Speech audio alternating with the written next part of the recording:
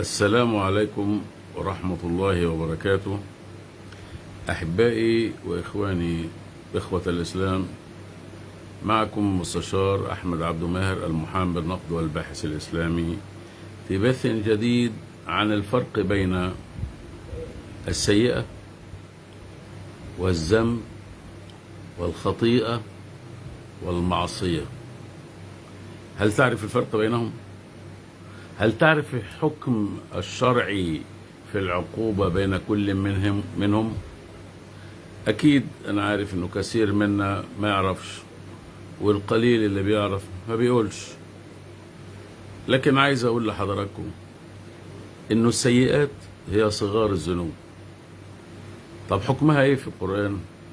حكمها إن تجتنبوا، قول المولى عز وجل: إن تجتنبوا كبائر ما تنهون عنه نكفر عنكم سيئاتكم وندخلكم مدخلا كريما.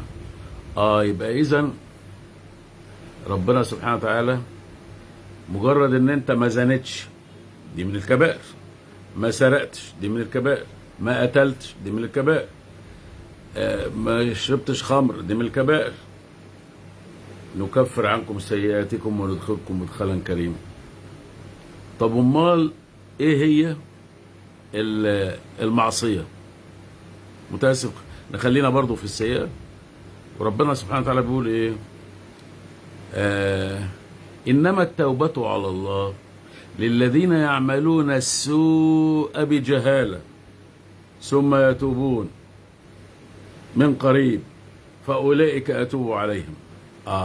يبقى لو عملت حاجة وانت ما انتش فاهم ومش واخد بالك بجهالة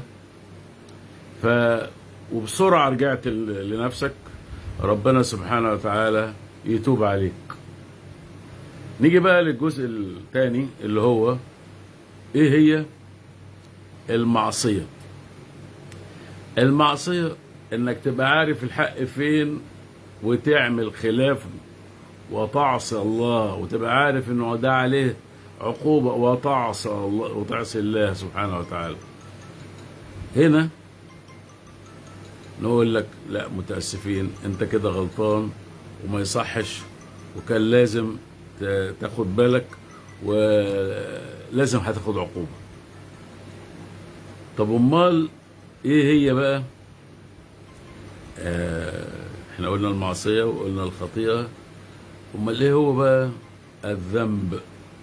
الذنب هي كل المعاصي والخطايا.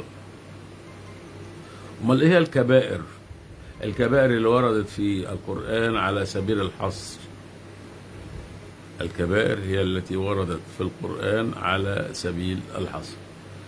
فبكده نقدر نقول انه ربنا سبحانه وتعالى لا يمكن يعتمد الحديث اللي انتم فرحانين بيه قوي: من قال لا اله الا الله موقنا بها قلبه دخل الجنة، قال وإن زنى وإن سرق، قال وإن زنى وإن سرق، قال وإن زنى وإن سرق، قال وإن زنى وإن سرق، قال وإن زنى وإن سرق، قال وإن زنى وإن سرق ورغم أنف أبي ذر.